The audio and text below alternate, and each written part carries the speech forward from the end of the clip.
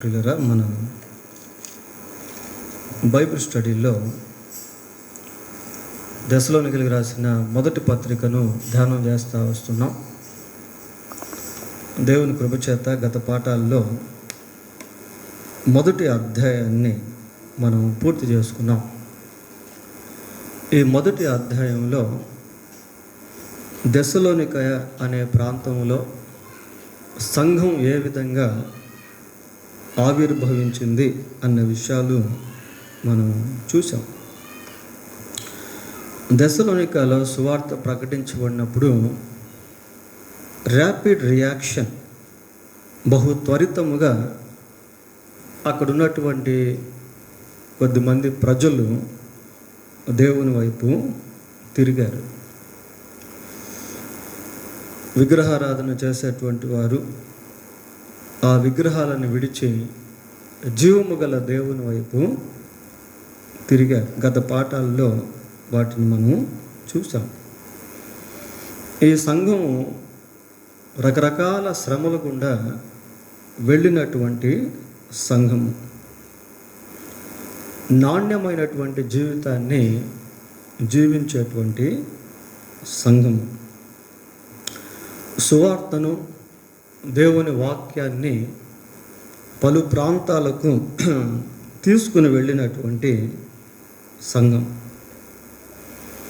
దేవుణ్ణి వెంబడించేటువంటి విషయంలో అస్పష్టముగా కాకుండా ఒక స్పష్టమైన దృక్పథంతో ప్రభువును వెంబడించినటువంటి సంఘం. దేవునికి సేవకులుగా ఉండాలి అని, దేవుణ్ణి సేవించేటువంటి దాసులుగా జీవించాలి అని ఒక కమిట్మెంట్తో, ఒడంబడికతో, నిబద్ధతతో తీర్మానం చేసుకున్నటువంటి సంఘము దశలోనిక సంఘం. Not only that, but they have the future hope of arrival of Jesus Christ. అంతేకాకుండా యేసుక్రీస్తు భవిష్యత్తులో రానున్న రాకడను గురించిన నిరీక్షణతో ఎదురు చూచేటువంటి సంఘముగా దశలోనిక సంఘం అనేది ఉంది. ఈ విషయాలన్నీ మనం మొదటి అధ్యాయంలో గమనించాం. ఈ రాత్రి రెండవ అధ్యాయంలో నుండి కొన్ని విషయాలు జ్ఞాపకం చేసుకుంటాం. రెండవ అధ్యాయంలో మొదటి 12 వచనాలు సేవకులను గూర్చినటువంటి సందేశాన్ని మనకు అందిస్తాయి. దీన్ని సేవకుల శీర్షిక అని కూడా మనము పిలవచ్చు. సేవకుల శీర్షిక అని కూడా మనం పిలవచ్చు. ఈ రెండవ అధ్యాయం మొదటి 12 వచనాలన్నీ దాదాపుగా సేవకులకు సంబంధించినటువంటి అనేక సత్యాలు మనకు బోధించేటువంటివిగా ఉన్నాయి. వాటిని పరిశీలిద్దాం. రెండవ అధ్యాయం మొదటి వచనం: సహోదరులారా, మీ వద్ద మా ప్రవేశము వ్యర్థము కాలేదు కానీ. అంటే మరి దశలోనిక ప్రాంతానికి పౌలు తన బృందంతో వెళ్ళినప్పుడు అక్కడ ఉన్నటువంటి వారు బహు ఆసక్తితో దేవుని వాక్యాన్ని అంగీకరించి ప్రభువునందు విశ్వాసం ఉంచారు. దశలోనిక ప్రాంతంలో వారు పడినటువంటి ప్రయాసకు దేవుడు ప్రతిఫలాన్ని ఇచ్చాడు. 6వ వచనం చదువుదాం. మొదటి అధ్యాయము 6వ వచనం: పరిశుద్ధాత్మ వలన కలుగు ఆనందముతో గొప్ప ఉపద్రవమందు మీరు వాక్యమును అంగీకరించి.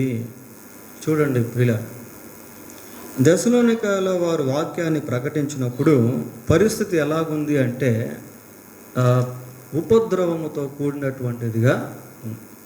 There was no favour situation. అంటే అనుకూలమైనటువంటి స్థితిలో పరిస్థితులు లేకపోయినప్పటికీ అట్టి సమయంలో కూడా వారు దేవుని వాక్యాన్ని అంగీకరించి వారి జీవితాలను దేవునికి అప్పగించారు. కాబట్టి పౌలు ఏమంటున్నాడంటే, మీ వద్ద మా ప్రవేశము వ్యర్థము కాలేదు. మేము మీ వద్దకు వచ్చినప్పుడు మీరు వాక్యాన్ని అంగీకరించి దేవుని యందు విశ్వాసం ఉంచారు కనుక మా ప్రయాసము మీ యందు వ్యర్థము కాలేదు అంటున్నాడు. 2వ వచనం చదువుదాం. మీరు ఎరిగినట్టే మేము ఫిలిప్పీలో ముందు శ్రమపడి అవమానం పొంది ఎంతో పోరాటముతో దేవుని సువార్తను మీకు బోధించుటకై మన దేవుని యందు ధైర్యము కొంటిమని మీకు తెలియను. ప్రియులారా, పౌలు వారి యొక్క తన బృందముతో దెస్సలోనిక ప్రాంతానికి రాకమునుపు ఫిలిప్పులో చాలా శ్రమ అనుభవించాడు. మనం చరిత్రలోనికి వెళ్తే చరిత్రలో దెస్సలోనిక ప్రాంతాన్ని దర్శించకముందు పౌలు ఫిలిప్పులో ఉన్నాడు. ఫిలిప్పులో అనేక శ్రమలు వాళ్ళు ఎదుర్కొన్నారు. పుతోను అనే దయ్యం పట్టిన ఆ స్త్రీని విడిపించినప్పుడు వాళ్ళు పౌలు శీలను పట్టుకొని చెరసాల్లో వేశారు. బాగా దెబ్బలు కొట్టారు, శ్రమలు అనుభవించారు. ప్రియులారా, ఫిలిప్పీలో ఒకసారి అపోస్తుల కార్యములు 16వ అధ్యాయము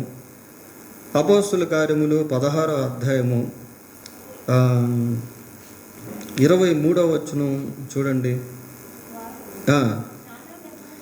చాలా దెబ్బలు కొట్టి వారిని చెరసాలలో వేసి, అప్పుడు ఇంకా దెస్సలోనికే రాలేదు ప్రియులారా. రాకముందు అక్కడ వీళ్ళ బాధ ఇవంతా కూడా అనుభవించారు. తర్వాత వాళ్ళని ఏం చేశారు అంటే విచారించకుండానే ఆ రీతిగా వాళ్ళని కొట్టి చెరసాల్లో వేయటం అనేది జరిగింది. 20-21 చదవండి. అదే 16వ అధ్యాయం. తీసుకొని వచ్చి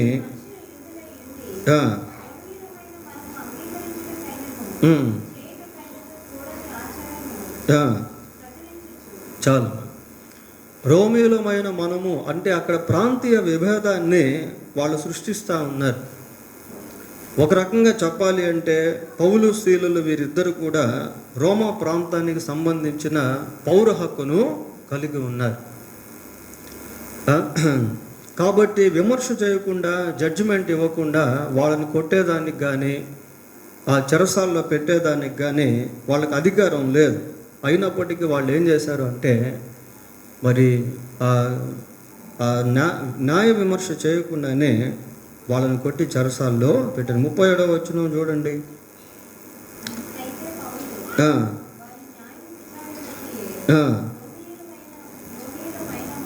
రోమియులమైన మమ్మను. So they have a citizenship, Roman citizenship. కాబట్టి వాళ్ళకి రోమా పౌర హక్కు అనేటువంటిది ఉన్నప్పటికీ వాళ్ళను విచారించకుండా అన్యాయంగా వాళ్ళని కొట్టి చెరసాల్లో వేసేసారు. ఇంకా ఎన్నో శ్రమలు, కష్టాలు పౌలు శీలులు అనుభవించారు ప్రియులారా. ఆ తర్వాత వారు దెస్సలోనిక ప్రాంతానికి రావడం అనేది జరిగింది. 17వ అధ్యాయం 1వ వచనం చదువుదాం. వారు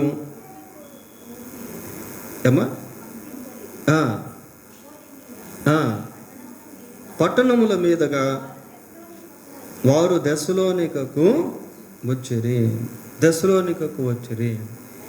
కనుక దెస్సలోనికకు వచ్చిన తర్వాత కూడా మరి కపట యూదుల వలన ఎన్నో శ్రమలు వాళ్ళు ఎదుర్కొన్నారు.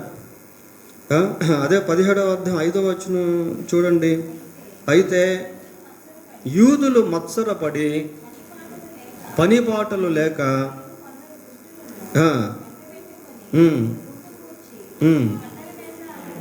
పట్టణమెల్లా అల్లరి చేయొచ్చు. ఇది దెస్సలోనిక పట్టణంలో జరిగినటువంటి సంఘటన. ఈ రీతిగా వాళ్ళు పట్టణంలోనికి రాకముందు శ్రమలు అనుభవించారు, పట్టణంలోనికి వచ్చిన తర్వాత కూడా శ్రమలు అనుభవించారు. అటువంటి సమయంలో వాక్యాన్ని ప్రకటించినప్పుడు దెస్సలోనికలో ఉన్నటువంటి ప్రజలు కొద్దిమంది యేసుక్రీస్తునందు విశ్వాసము ఉంచారు. కనుక వారు ఎదుర్కొన్నటువంటి పోరాటములను గురించి ఈ 2వ వచనంలో పౌలు మాట్లాడుతూ ఉన్నాడు. సరే, 3వ వచనానికి వద్దాం. ఏలయనగా మా బోధ కపటమైనది కాదు, అపవిత్రమైనది కాదు, మోసయుక్తమైనది కాదు కానీ. 3 విషయాలు బోధన గురించి ఇక్కడ పౌలు తెలియజేస్తా ఉన్నాడు ప్రియులారా. ఏంటా 3 విషయాలు అంటే, 1 బోధ కపటమైనది కాదు, 2 అపవిత్రమైనది కాదు, 3 మోసయుక్తమైనది కాదు. ఈ కపటము, అపవిత్రత, మోసము అనేటువంటిది సైతాను యొక్క బోధలో ఉండేటువంటి లక్షణాలు. సైతాను ఏం చేస్తాడు అంటే కపటముతో బోధిస్తాడు. సైతాను బోధలో అపవిత్రత అనేటువంటిది దాగి ఉంటుంది. ఒకసారి ఆదికాండం 3వ అధ్యాయము 4-5 వచనాలు చదువుదాం. అందుకు సర్పము, మీరు చావరు, ఏలయనగా వాటిని తిను దినమున మీ కన్నులు తెరవబడుననియు, మీరు మంచి చెడ్డలు నెరిగిన వారై దేవతల వలె ఉందురనియు దేవునికి తెలియనని స్త్రీతో చెప్పగా. చూడండి ప్రియులారా, క్రాఫ్టీనెస్ ఆఫ్ టీచింగ్, సైతాను యొక్క కుయుక్తితో కూడినటువంటి బోధ. మీరు చావరు అని చెప్పాడు. దాంట్లో అబద్ధం అనేటువంటిది దాగి ఉంది. ఏ విధంగానైనా సరే వృక్ష ఫలాలు వాళ్ళు తిని దే షుడ్ బికమ్ ఇన్ప్యూరిటీ, వాళ్ళు అపవిత్రులు అయిపోవాలి అనేటువంటిది సైతాను యొక్క లక్ష్యము ప్రియులారా, సైతాను యొక్క ఉద్దేశం. ఆ రీతిగా వారికి బోధ చేసి వాళ్ళని మోసపరిచి ఆదాము హవ్వ ఇద్దరు కూడా దేవుని పట్ల అవిధేయులుగా మారేటట్టు అపవాది బోధ చేశాడు. చూడండి, బైబిల్లో కూడా వివిధ రకాల బోధలు అనేటువంటివి సైతాను సంబంధమైనవి ఉన్నాయి. నికాలోయతుల బోధ ఒకటి ఉంది, బిలాము బోధ ఒకటి ఉంది. ఇలా కొన్ని బోధలు మనం చూస్తాం ప్రియులారా. నేటి దినాల్లో కూడా రకరకాల బోధలు అనేటువంటివి ఉన్నాయి. జెహోవా విట్నెస్ అని, సెవెంత్ డే అడ్వెంటిస్ట్ అని, స్నేక్ హ్యాండ్లర్స్ అని, మార్మనిజం అని, క్రిస్టియన్ సైన్స్ అని, యెరూషలేం తల్లి అని, చర్చ్ ఆఫ్ ఆల్మైటీగా, ఇట్లా రకరకాల భిన్నమైనటువంటి బోధలు నాడు నేడు ప్రపంచంలో ఉన్నాయి ప్రియులారా. అయితే వీళ్ళు చేసినటువంటి బోధ ఎలాంటిది అంటే, వీళ్ళు చేసినటువంటి బోధ కొరింథీయులకు రాసిన 2వ పత్రిక 4వ అధ్యాయము 1-2 వచనాలు చదువుదాం. కాబట్టి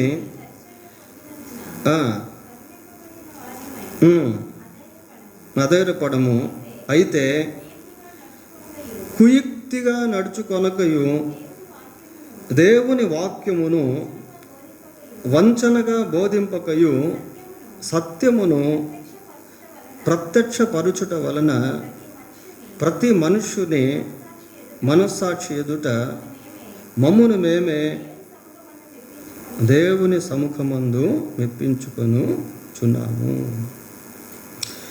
చూడండి ఏమంటాడు, దేవుని వాక్యమును వంచనగా బోధింపకయు. ఎక్కడ కూడా మరి అపోస్తలులు దేవుని వాక్యాన్ని వక్రీకరించి బోధించడం కానీ, వాక్యంలో అపవిత్ర సంబంధమైనటువంటి వాటిని చెప్పడం కానీ చేయలేదు ప్రియులారా. దేవుని వాక్యం చాలా ఖచ్చితమైనటువంటిది, చాలా సత్యమైనటువంటిది.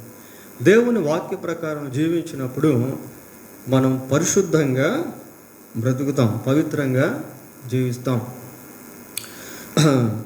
పౌలు ఎక్కడ మరి అపవిత్రతతో కూడిన కపటముతో కూడిన బోధ, మోసకరమైనటువంటి బోధ చేయలేదు. సరే 4వ వచనం కూడా చదువుదాం. సువార్తను మాకు అప్పగించుటకు యోగ్యులమని దేవుని వలన ఎంచబడిన వారమై మనుష్యులను సంతోషపెట్టువారము కాక మన హృదయములను పరీక్షించు దేవునినే సంతోషపెట్టువారమై బోధించుచున్నాము. ఇవంతా కూడా సేవకులకు సంబంధించిన ప్రియులారా. ఈ బైబిల్లో మరి రోమాపత్రిక, మత్తయి సువార్త నుండి ప్రకటన గ్రంథం వరకు చెప్పుకున్నటువంటి విషయాలన్నీ కూడా దేవుని మహాకృప చేత, దేవుని ఆత్మ చేత చెప్పబడ్డాయి. If you don't know the essence of the Bible, there is a chance for us to be deceived by devil. మనకు దేవుని వాక్యం పట్ల గ్రహింపు అనేటువంటిది లేకపోతే సైతాను మనల్ని కూడా మోసం చేస్తాడు. అందుకే అపోస్తలుల కార్యం 2వ అధ్యాయంలో ఏమని చూస్తామంటే, మరి మారు మనసు పొంది బాప్తిస్మం తీసుకున్నటువంటి వారు 4 పిల్లర్స్ అని మనం అంటాం ప్రియులారా. వారు అపోస్తలుల బోధయందును, అపోస్తలుల బోధయందును. కనుక వీళ్ళు ఏ విధంగా బోధించారు అంటే, మనుషులను సంతోషపెట్టేటువంటి వారిగా కాకుండా దేవుణ్ణి సంతోషపెట్టేటువంటి వారిగా ఉండి బోధ చేశారు. సువార్తను మాకు అప్పగించుటకు యోగ్యులమని దేవుని వలన ఎంచబడిన వారమై, దేవుడు వారిని ఆ రీతిగా ఎంచుకున్నాడు. ఆ యోగ్యత అనేటువంటిది దేవుడు వారికి ఇచ్చాడు ప్రియులారా. చూడండి, కొరింథీయులకు రాసిన మొదటి పత్రిక 1వ అధ్యాయము 1వ వచనం చదువుదాం. దేవుని చిత్తము వలన యేసుక్రీస్తు యొక్క అపోస్తలులుగా ఉండుటకు. చూడండి ప్రియులారా, వారు అపోస్తలుగా ఉండుటకు అంటే యేసుక్రీస్తు వారు అపోస్తలుగా ఉండుటకు దేవుని యొక్క సంకల్పం అనేది అక్కడ మనం చూస్తాం. దేవుని చిత్తము వలన అంటున్నాడు. అలాగే అపోస్తలుల కార్యములు 9వ అధ్యాయము 15వ వచనం కూడా చదువుకుందాం. 9వ అధ్యాయము 15వ వచనం. అందుకు ప్రభువు, నువ్వు వెళ్ళుము, అన్యజనుల ఎదుటను రాజుల ఎదుటను ఇశ్రాయేలు ఎదుటను నా నామమును భరించుటకు నేను ఏర్పరచుకొనిన సాధనమై ఉన్నాము. So God has chosen Paul. దేవుడు మరి పౌలును ఏర్పాటు చేసుకున్నాడు. పౌలును ఒక సాధనంగా చేసుకున్నాడు. అన్యజనుల మధ్య దేవుని యొక్క సువార్తను ప్రకటించేదానికి, రాజుల మధ్య దేవుని యొక్క సువార్తను ప్రకటించేదానికి. So they were chosen by God. కాబట్టి వాళ్ళు దేవుని ద్వారా ఏర్పరచబడ్డారు. దేవుడు వారిని యోగ్యులుగా చేశాడు.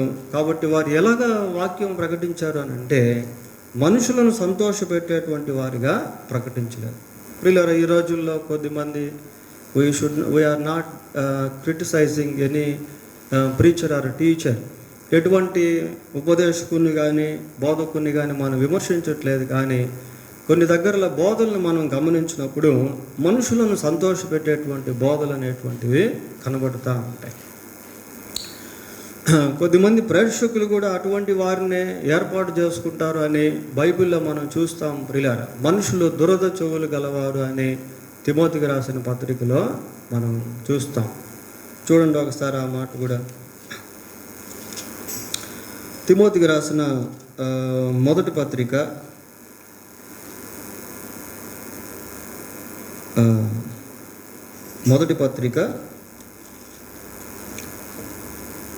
2వ పత్రిక, తిమోతికి రాసిన 2వ పత్రిక 4వ అధ్యాయం 3వ వచనం చదవండి.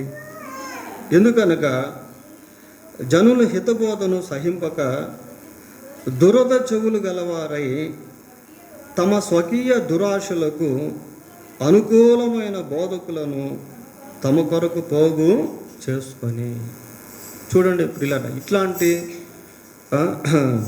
బోధకులు, అటువంటి బోధకులను తమ కొరకు పోగు చేసుకునేటువంటి ప్రజలు కూడా ఉన్నారని వాక్యంలో మనం చూస్తూ ఉన్నాం. సరే, ఇక్కడ సేవకులు ఎలాగున్నారు అంటే, మనుషులను సంతోషపెట్టేటువంటి వారిగా కాకుండా దేవుణ్ణి సంతోషపెట్టేవారిగా ఉండునట్లుగా బోధిస్తున్నాము అని చెప్తాము. సరే, 5-6 వచనాలు. మీరు ఎరిగి ఉన్నట్లు మేము ఇచ్చకపు మాటలనైనను ధనాపేక్షను కప్పిపెట్టు వేషమునైనను ఎన్నడూనూ వినియోగింపలేదు. ఇందుకు దేవుడే సాక్షి.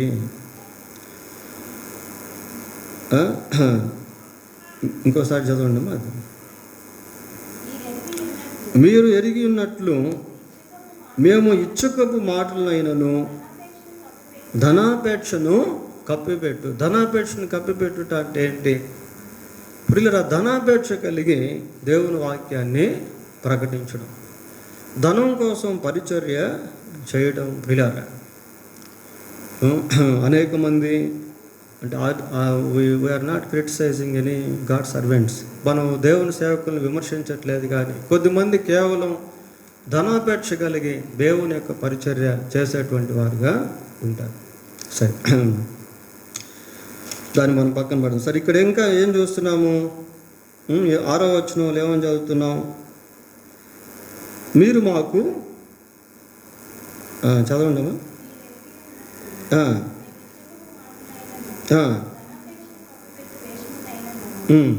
4వ వచనం ఒకసారి చూడండి. 5వ వచనం అదేనా మీరు వినియోగించలేదు ఎందుకు? దేవుడే సాక్షి. 6వ వచనం కాదు. మరియు మేము క్రీస్తు యొక్క అపోస్తులమై ఉన్నందున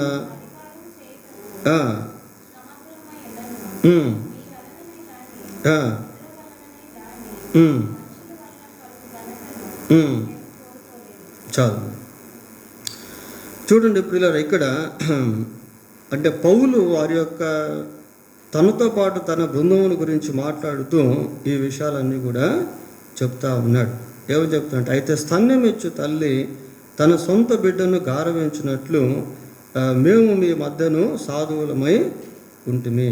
ఇలాంటి విషయాలన్నీ చెప్తా ఉన్నాడు. ప్రియులారా, అపోస్తులమై ఉన్నందున అధికారము చేయుటకు సమర్థులమై ఉన్నను మీ వలననే అదే మీ వలనే కానీ ఇతరుల వలనే కానీ మనుషుల వలన కలుగు ఘనతను మేము కోరలేదు. They seeking always the glory of God. వాళ్ళు ఎప్పుడు కూడా దేవుని యొక్క ఘనతనే కోరుకుంటూ దేవుని వాక్యాన్ని ప్రకటించారు. ప్రియులారా, ఇది అన్నిటికంటే ముఖ్యమైనది. దేవుడు మహిమపరచబడాలి అనే ఉద్దేశంతోనే వాళ్ళు దేవుని యొక్క పరిచర్య చేశారు. చూడండి, కొరింథీయులకు రాసిన మొదటి పత్రిక 10వ అధ్యాయము, కొరింథీయులకు రాసిన మొదటి పత్రిక 10వ అధ్యాయము 31వ వచనం చదువుకున్నాం. కాబట్టి నేను భోజనము చేసినను, మీరు భోజనము చేసినను, పానము చేసినను, మీరు ఏమి చేసినను సమస్తమును దేవుని మహిమ కొరకు చేయండి. మీరు ఏది చేసినా కూడా దేవుని మహిమ కొరకు చేయండి. సంఘముతో మాత్రమే కాకుండా సేవకులు కూడా వారి జీవితాల్లో మనుషుల వలన ఘనతను ఆశించక దేవుని యొక్క ఘనతనే కోరుకున్నారు. పిల్లలు దేవుని మహింపరిచేటువంటి వారిగానే వాళ్ళు జీవించారు. ధనాపేక్ష లేనటువంటి వారిగా జీవించారు. 9వ వచనం కూడా చూడండి. అవును సహోదరులారా, మా ప్రయాసమును కష్టమును మీకు జ్ఞాపకమున్నది కదా. మేము మీలో ఎవరికైనాను భారముగా ఉండకూడదని రాత్రింబగళ్ళు కష్టము చేసి జీవనము చేయొచ్చు మీకు దేవుని సువార్తను ప్రకటించాము. కాబట్టి వాళ్ళు ధనాపేక్ష లేకుండా మరి పని చేస్తూ దేవుని యొక్క సువార్తను వాళ్ళు ప్రకటిస్తూ ముందుకు వెళ్ళారు. ప్రియులారా, సరే 7-8 వచనాలు చదువుదాం. 7-8 వచనాలు. స్తన్యమిచ్చు తల్లి తన సొంత బిడ్డలను గారవించినట్లుగా మేము మీ మధ్యను సాధువులమై ఉంటుంది. ఇక్కడ ఒక ఇల్లుస్ట్రేషన్ చెప్తా ఉన్నాడు. ఒక తల్లి తన బిడ్డలను ఏ విధంగా గారవిస్తుందో మేము మీ మధ్య సాధువులమై ఉంటుంది. అంటే సేవకుల యొక్క హృదయం, సేవకుల యొక్క జీవితం, సేవకుల యొక్క మనస్సు సంఘం పట్ల ఆ రీతిగా ఉంటుంది అన్న విషయాలు ఇక్కడ జ్ఞాపకం చేస్తున్నాడు. ప్రియులారా, ఇట్లాంటి అంటే సహజ సిద్ధంగా లేక సహజ శైలిలో అర్థమయ్యేటువంటి విధానంలో మరి దెస్సలోనికలో ఉన్న సంఘంతో పౌలు మాట్లాడుతూ ఉన్నాడు. సంఖ్యాకాండము 11వ అధ్యాయము మోషేను గురించి కూడా చూద్దాం. సంఖ్యాకాండం 11వ అధ్యాయము 12వ వచనం చదువుదాం. నేనే ఈ సర్వజనమును గర్భమును ధరించితినా, నేనే వీరిని కంటినా, పాలిచ్చు పెంచు తండ్రి పసిపిల్లలు మోయినట్లు నేను వీరి తండ్రులకు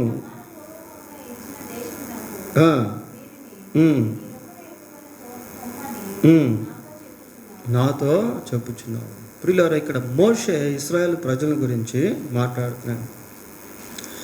మోషే ఇశ్రాయేలు ప్రజలను ఉద్దేశించి తాను ఒక తల్లిగా తండ్రిగా పోల్చుకుంటున్నట్టుగా మాట్లాడుతున్నాడు. ప్రియులారా, అంటే అటువంటి హృదయము సేవకులకు దేవుడు సంఘం పట్ల ఇస్తాడు అన్న దానికి ఇదొక నిదర్శనము. కొరింథీయులకు రాసిన 2వ పత్రిక 12వ అధ్యాయము 14-15 వచనాలు. ఇదిగో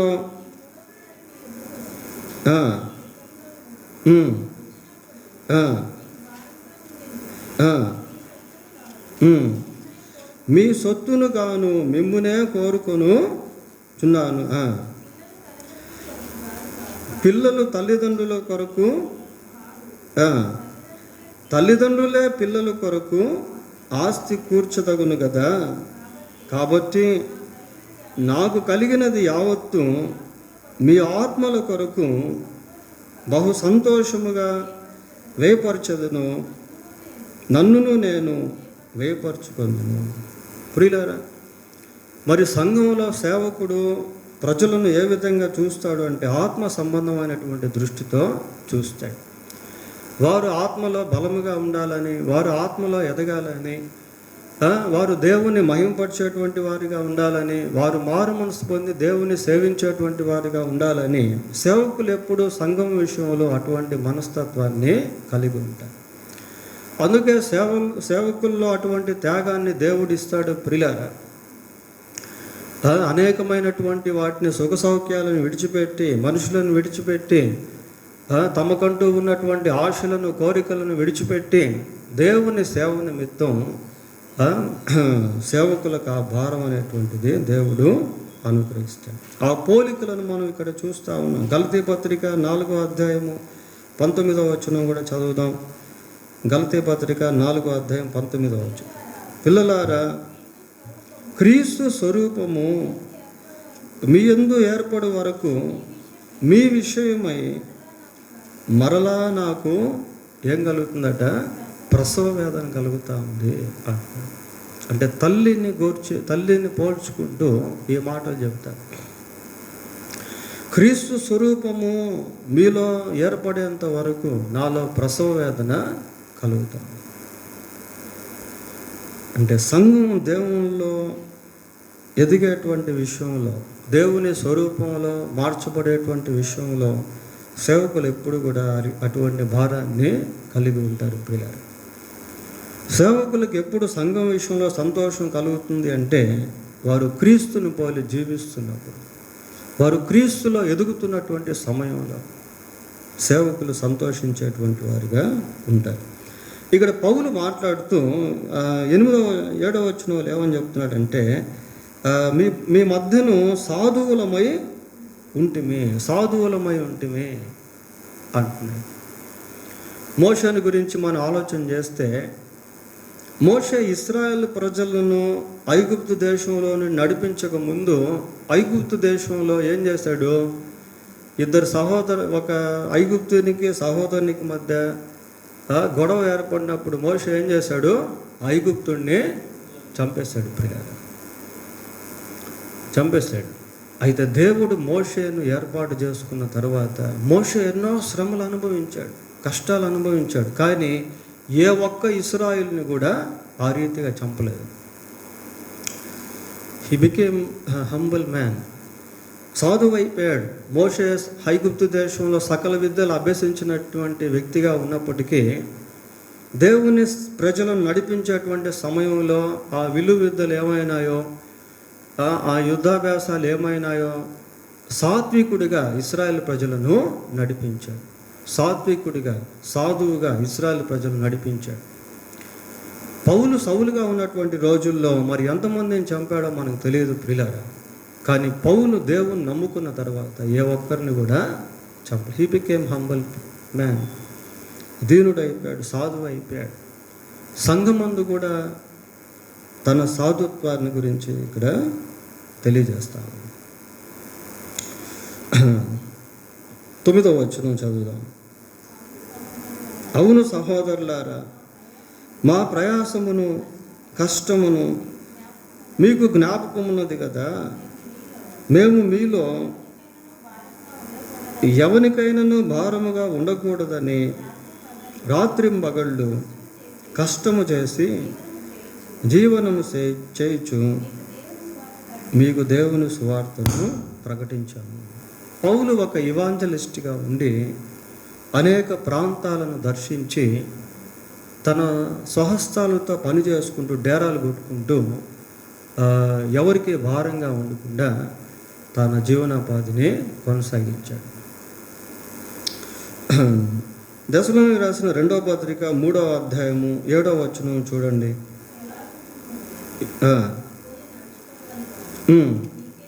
మీకే తెలియను, మేము మీ మధ్యను అక్రమముగా నడుచుకొనలేదు, ఎవని యొద్దను ఉచితముగా ఆహారము పుచ్చుకొనలేదు, ప్రయాసముతోను కష్టముతోను రాత్రింబగళ్ళు పనిచేయచ్చు జీవనము చేసి తిని. ఆ రీతిగా పౌలు పరిచర్య చేస్తూ వచ్చాడు. అంతేకాకుండా పౌలు యొక్క పరిచర్యలో అనేక మంది సపోర్టింగ్ చేసేవాళ్ళు పిల్లలు, వాళ్ళ యొక్క చేయూతను ఇచ్చేవాళ్ళు. వాళ్ళల్లో మాసిదోనియా సంఘస్థులు ఉన్నారు, వాళ్ళల్లో ఫిలిప్పీలో ఉన్నటువంటి సంఘస్థులు కూడా ఉన్నారు పిల్లలు. చూడండి ఒకసారి ఫిలిప్పీ పత్రిక 4వ అధ్యాయము, ఫిలిప్పీ పత్రిక 4వ అధ్యాయము 15వ వచనం చదువుకుందాం.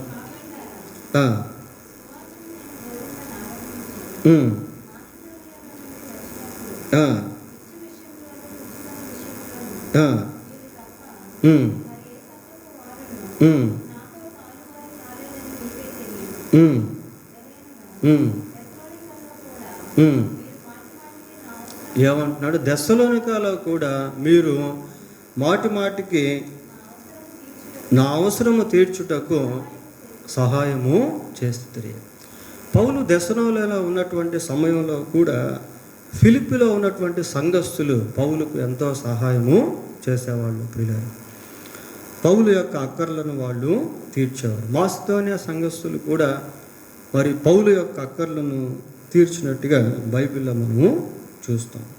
కాబట్టి వాళ్ళైతే ఎవరికి భారంగా ఉండలేదు, కానీ సంఘం వాళ్ళని ప్రేమించి వారికి సహకారులుగా ఉన్నట్టు మనము చూస్తూ ఉన్నాం. సరే, అలా చేస్తూ వాళ్ళు ఏం చేశారంటే దేవుని యొక్క సువార్తను ప్రకటించారు. ఇక్కడ దేవుని సువార్తను గురించి ఒక 4 చిన్న విషయాలు మనం జ్ఞాపకం చేసుకుందాం పిల్లలు. How to proclaim the gospel of Christ. దేవుని యొక్క సువార్తను ఏ విధంగా ప్రకటించాలి, దాని యొక్క ఎసెన్స్లో ఒక 4 వాక్యాలను మనం జ్ఞాపకం చేసుకుంటాం. అంటే వీళ్ళు చేసినటువంటి ఆ బోధలో ఉన్నటువంటి సారాంశం ఒక 4 విషయాలు మనం చూద్దాం. మొట్టమొదటిగా రోమాపత్రిక 3వ అధ్యాయము 23వ వచనం. 3:23.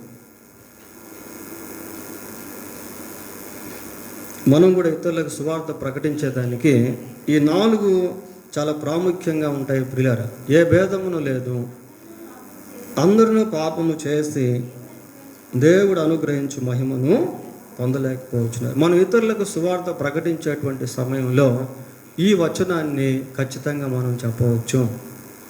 ఎందుకంటే లోకంలో పాపం చేయనటువంటి వాళ్ళు ఎవ్వరు కూడా లేరు అని దేవుని వాక్యం సెలవిస్తూ ఉంది ప్రియులారా. రెండవదిగా అదే రోమాపత్రిక 6వ అధ్యాయం 23వ వచనం చూడండి.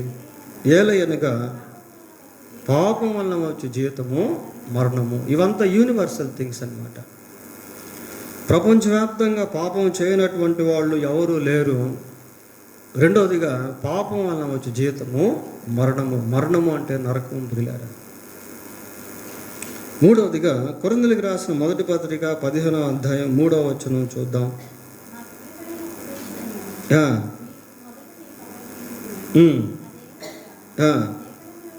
లేఖనముల ప్రకారము క్రీస్తు మన పాపముల నిమిత్తము మృతి పొందెను, సమాధి చేయబడెను, లేఖనముల ప్రకారము 3వ దినమున లేపబడెను.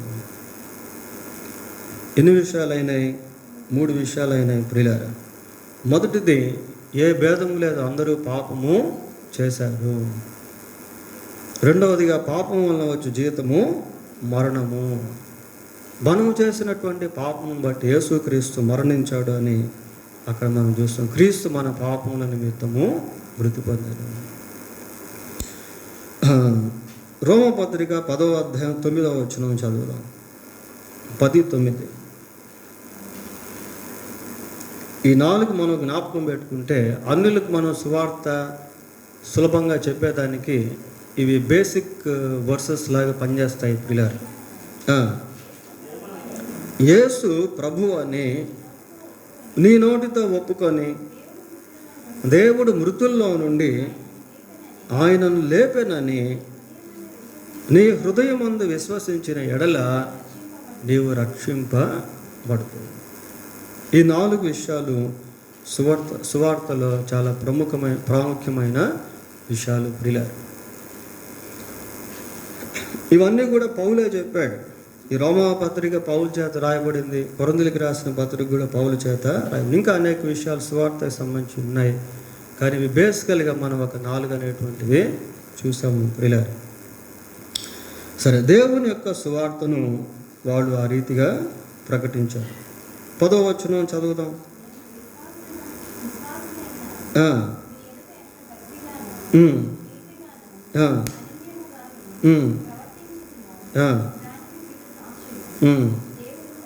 దేవుడును సాక్షి. వాళ్ళ యొక్క మాదిరి ప్రియులారా. సంఘంలో సేవకుల యొక్క మాదిరి, సంఘం పట్ల దేవుని సేవకుల యొక్క మాదిరి ఇక్కడ మనము చూస్తూ ఉన్నాం. వాళ్ళు ఏ విధంగా జీవించారు అన్నటువంటి విషయాలు ఆ 10వ వచనంలో చెప్తాడు. మేము విశ్వాసులైన మీ ఎదుట ఎంత భక్తిగాను నీతిగాను అనింద్యముగాను ప్రవర్తించితుమో దానికి మీరే సాక్షులు, దేవుడును సాక్షి. కనుక సేవకుల యొక్క మాదిరి ఇక్కడ మనము చూస్తూ ఉన్నాం. వాళ్ళ యొక్క భక్తి జీవితం, నీతి జీవితం, అనింద్యమైనటువంటి జీవితం. అంటే ఇది కేవలం సేవకులే కలిగి ఉండాలా అనేది కాదు, విశ్వాసులు, సంఘంలో ఉన్న పెద్దలు కూడా కలిగి ఉండాల్సినటువంటి విషయాలు ప్రియులారా. అటువంటి భక్తి, అటువంటి నీతి, అటువంటి అనిందమైన స్థితి. అనిందమైన స్థితి అంటే నిందలు లేనటువంటి జీవితము. ఆ రీతిగా వాళ్ళు జీవిస్తూ వచ్చారు. ఇక్కడ 2 సాక్షుల గురించి మనం వింటున్నాం. దానికి మీరే సాక్షులు, దేవుడును సాక్షి. ఇలా పౌలు చెప్పడం వల్ల ఉద్దేశం ఏంటి అంటే, బైబిల్ ప్రకారం ఎక్కడైతే 2 సాక్షులు ఉంటారో ఆ సాక్ష్యం స్థిరంగా ఉంటుంది ప్రియులారా. ఆ సాక్ష్యానికి ముద్ర అనేటువంటిది వేయబడుతుంది. 13వ అధ్యాయం కొరింథీయులకు రాసిన 2వ పత్రిక 1వ వచనం చదువుదాం. ఈ 3వసారి మీ వద్దకు వచ్చుచున్నాను, 2-3 సాక్షుల నోట ప్రతి మాటయు స్థిరపరచబడవలెను. ఇక్కడ కాంటెక్స్ట్ వేరైనప్పటికీ ఇక్కడ మనం గుర్తించాల్సింది ఏంటంటే, 2-3 అంటే 2 సాక్ష్యం చెప్తే దానికి దాంట్లో స్థిరత్వం అనేటువంటిది, నిర్ధారణ అనేటువంటిది ఉంటుంది. మీరు సాక్షులు, దేవుడు కూడా సాక్షులు అన్న రీతిగా పౌలు ఇక్కడ చెప్తా ఉన్నాడు. ఒక మంచి మాదిరి గురించి మనం ఇక్కడ చూస్తూ ఉన్నాం. కొరింథీయులకు రాసిన 2వ పత్రిక 1వ అధ్యాయము 12వ వచనం చదువుదాం. మా అతిశయం ఏదనగా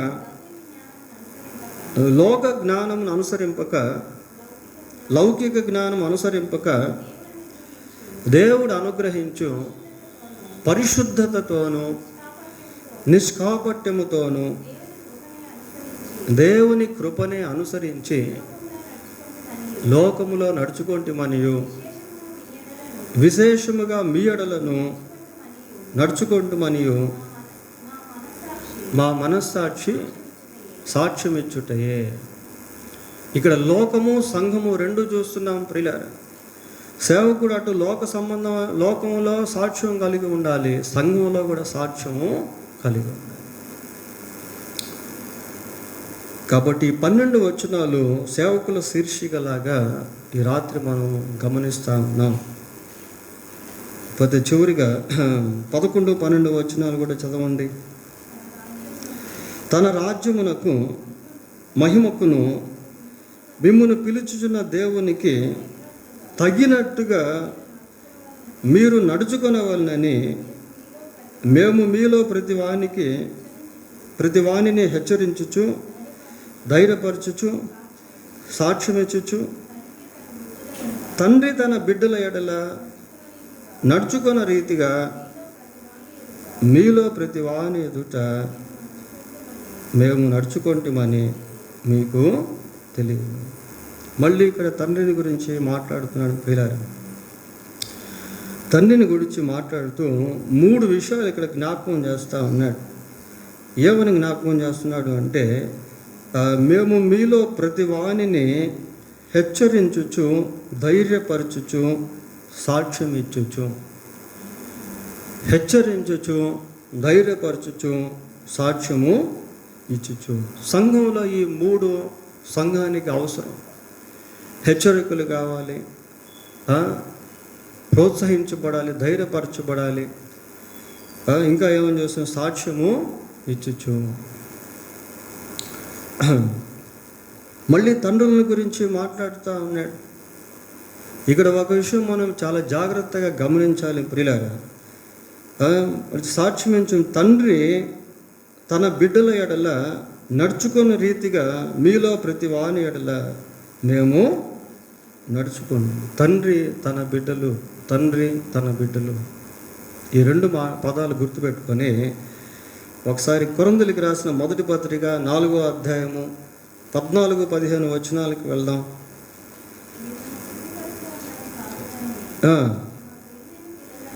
నా ప్రియమైన పిల్లలని మీకు బుద్ధి చెప్పుటకు ఈ మాటలు రాయుచున్నాను. క్రీస్తునందు మీకు ఉపదేశకులు ఎంతమంది అట? 10,000 మంది ఉండినను తండ్రులు అనేకులు లేరు.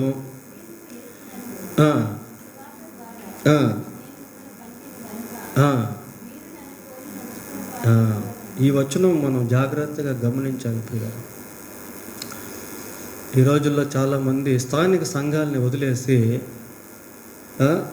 సేవకుడు ఏదైనా అన్నా, సంఘంలో ఏదైనా గొడవలు జరిగినా, అసమాధానం వచ్చినా వేరే సంఘాలకి పరుగులు తీస్తాం. ఉపదేశకులు ఎంతమంది ఉన్నారట? 10,000 మంది ఉన్నారు. తండ్రులు ఎంతమంది ఉన్నారు? ఒక్కడే. తండ్రులు ఒక్కడే ప్రియులారు. అందుకే నేను మిమ్మల్ని కంటిన్యూ అంటున్నాడు. ఉపదేశకులు 10,000 మంది ఉండొచ్చు, కానీ తండ్రి ఒక్కడే. స్థానిక సంఘ కాపరిని కూర్చున్న గ్రహింపు స్థానిక సంఘానికి ఖచ్చితంగా తెలుసుండాలి. ఉపదేశకులు 10,000 మంది ఉండొచ్చు, కానీ స్థానిక సంఘ కాపరి మాత్రం ఒక్కడే. ఆ గ్రహింపు సంఘానికి ఉండాలి ప్రియులారా. పౌలు దాని గురించి ఇక్కడ మాట్లాడుతున్నాడు. 10,000 మంది ఉపదేశకులు ఉండొచ్చు, కానీ తండ్రులు మాత్రం అనేక మంది లేరు. కాబట్టి దేవుడు ఒక్కొక్క సంఘానికి ఒక్కొక్క కాపరిని ఏర్పాటు చేస్తాడు. ఒక్కొక్క కాపరికి ఒక్కొక్క సంఘాన్ని కూడా ఏర్పాటు చేస్తాడు. అంతకుముందు మనం మెసేజ్ విన్నాం, నీకంటూ ఒక సంఘము. ఆ సందేశంలో నీకంటూ ఒక సేవకుడు అన్న విషయాలు కూడా గమనించాం ప్రియులారా. కాబట్టి స్థానిక సంఘం విషయంలో సంఘం పట్ల సేవకుడు, సేవకుని పట్ల సంఘము సరైన గ్రహింపు కలిగి ఉండుట అనేది చాలా చాలా అవసరం. కనుక ఈ 12 వచనాల్లో కూడా సేవకులకు సంబంధించినటువంటి విషయాలను మనము జ్ఞాపకం చేసుకున్నాం. దేవుడు తన మాటలను దీవించును గాక. ఈ దశలోనిక సంఘంలో చాలా నేర్చుకోవాల్సినటువంటి అమోఘమైన విషయాలు దాగి ఉన్నాయి ప్రియులారా. రాబో పాఠాల్లో ఇంకా మనం కొంచెం లోతైనటువంటి విషయాలు కూడా ధ్యానం చేయబోతూ ఉన్నాం. థియాలజికల్గా వేదాంతపరమైనటువంటి విషయాలు, భవిష్యత్తులో జరగబోయేటువంటి విషయాలు, పరిశుద్ధతకు సంబంధించినటువంటి విషయాలు, దేవుడు మనకిచ్చిన ఈ శరీరానికి సంబంధించినటువంటి విషయాలు, ఇలా చాలా విషయాలు ఈ దశలోనిక పట్టణంలో ఉన్నటువంటి సంఘము లేక పత్రికలో మనం నేర్చుకోబోతున్నాం. దేవుడు తన వాక్యాన్ని దీవించును గాక. ప్రార్థన చేసుకున్నాం. పరిశుద్ధుడు అని మా తండ్రి, మీకు వందనాలు స్తోత్రాలు చెల్లిస్తున్నాం. ఈ రాత్రి దశలోనికి రాసిన మొదటి పత్రిక 2వ అధ్యాయంలో ఆయన మొదటి 12 వచనాలు మేము జ్ఞాపకం చేసుకున్నాం. ఆయన లోకమందు మీ ద్వారా ఏర్పరచబడినటువంటి సేవకులు, వారి యొక్క జీవితాలు, వారి యొక్క సమర్పణలు, వారి యొక్క త్యాగము, వారి యొక్క మాదిరి, వారి యొక్క గుణలక్షణాలు, వారికి ఉండేటువంటి భారము, నాయన ఎలాంటివో అన్న విషయాలు కొన్ని మేము జ్ఞాపకం చేసుకున్నాం. ప్రభా, ఈ వర్తమానం విన్న మాకందరికీ దీవెనకరంగా చేయండి. వచ్చే పాఠానికి తగు రీతిగా మమ్మల్ని సిద్ధపరచమని మా రక్షకుడైన యేసుక్రీస్తు పరిశుద్ధమైన నామంలో ప్రార్థన చేస్తున్నాము తండ్రి. ఆమేన్. మన పరమ తండ్రి అయిన దేవుని ప్రేమ, మన ప్రభు అయిన యేసుక్రీస్తు యొక్క కృప, పరిశుద్ధాత్మ దేవుని యొక్క సన్నిధి సహవాసము మనకు, మన కుటుంబాలకు, సంఘంలో ఉన్న ప్రతి కుటుంబానికి, సకల లోకంలో ఉన్న సేవకులందరికీ వారి కుటుంబాలకును తోడై ఉండి కాపాడును గాక. ఆమేన్.